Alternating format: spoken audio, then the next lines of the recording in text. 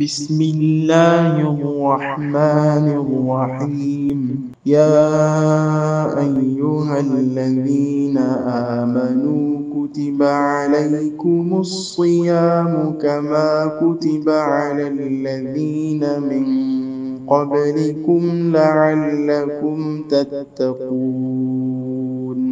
السلام عليكم ورحمة الله وبركاته.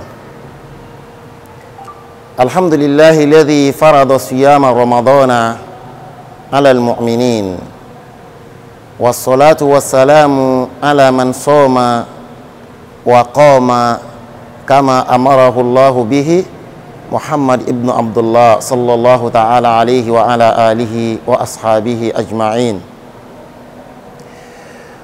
أما بعد, chers frères et sœurs en islam, fidèles adorateurs d'Allah, que la paix, le salut, la bénédiction d'Allah soit sur vous.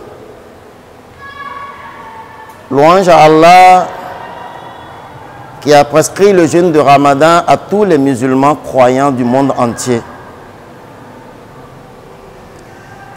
Prière, salutation d'Allah sur celui-là qui a su jeûner comme son Seigneur le lui a recommandé, et veiller également au cours de ce mois comme cela se doit. Je veux nommer le professeur de l'islam Mohammed fils d'Abdallah. Que la paix, le salut d'Allah soit sur lui, sur sa famille, sur ses compagnons et sur tous ces musulmans croyants qui emboîtent ses pas jusqu'au jour de la vérité. Mes chers frères et sœurs en iman, nous voici une fois encore dans le mois béni de Ramadan. Un mois qui est vraiment béni de la part d'Allah et qui regorge beaucoup de récompenses, qui fait beaucoup de tapage une fois qu'il est là. Nous devons profiter massivement de ce mois pour faire pas mal de choses, de bonnes actions, mais surtout lire beaucoup le Coran. C'est le thème de notre entretien. Nous devons beaucoup lire le Coran. Pourquoi? Parce que c'est au cours du mois de Ramadan qu'Allah a révélé à son ami, à son prophète Mohammed, le Coran, le noble Coran. Et Jibril, alayhi salam, venait régulièrement, presque toutes les nuits, enseigner le Coran au prophète de l'islam Mohammed, sallallahu alayhi wa sallam.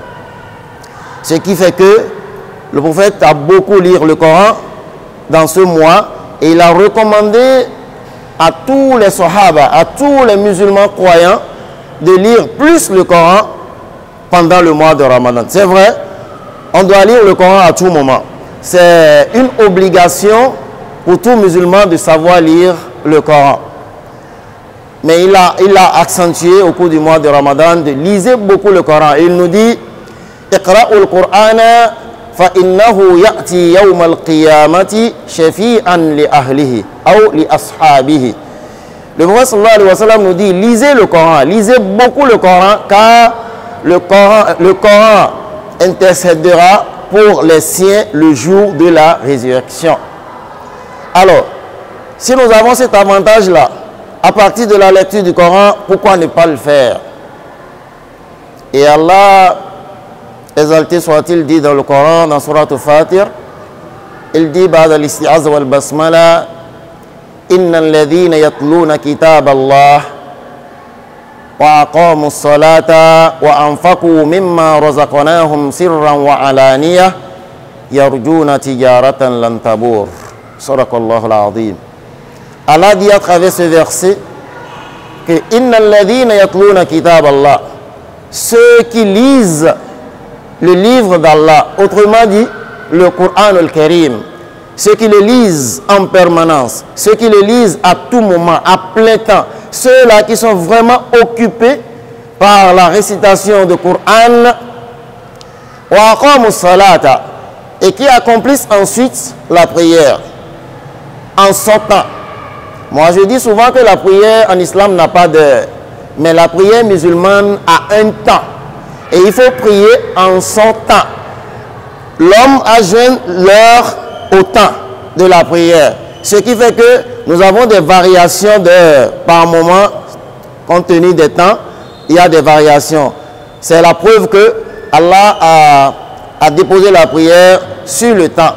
Alors, ceux-là qui récitent régulièrement le Coran, et quand l'heure de la prière sonne, ils le ferment, ils vont à la mosquée pour prier.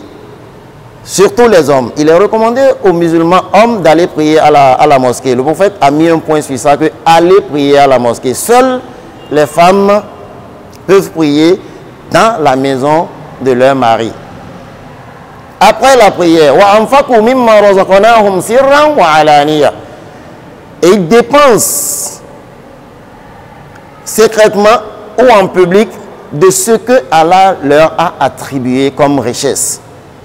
Ils ne la gâtent pas pour eux seuls. Ils ne pensent seulement pas à leur petite famille. Ils dépensent ça pour Allah, à cause d'Allah. Allah dit Yarjuna tijaratan lan tabur, espérant ainsi faire un commerce qui ne périra jamais dans ce bas monde ni dans l'au-delà. Vous savez, Allah subhanahu wa ta'ala, ce qu'il vient de nous dire, Allah s'adresse souvent aux personnes très intelligentes. Vous voyez, lorsque vous lisez le Coran et que le Coran doit intercéder pour vous le jour de la résurrection, il se pourrait qu'il vous manque quelques points seulement le jour-là pour que vous accédez au paradis. Mais si vous êtes un véritable lecteur du Coran et vous le lisez bien, le Coran viendra auprès de son Seigneur que, oh Allah, je suis venu plaider pour tel ou tel, car j'ai pris tout son temps quand il était vivant. Il n'a même pas le temps de te demander quoi que ce soit concernant le monde. Il est occupé par la récitation du Coran. Et aujourd'hui, il me semble qu'il a un problème. Oh Allah, par ta grandeur, par ta gloire, par ta majesté, je veux que tu le lui pardonnes.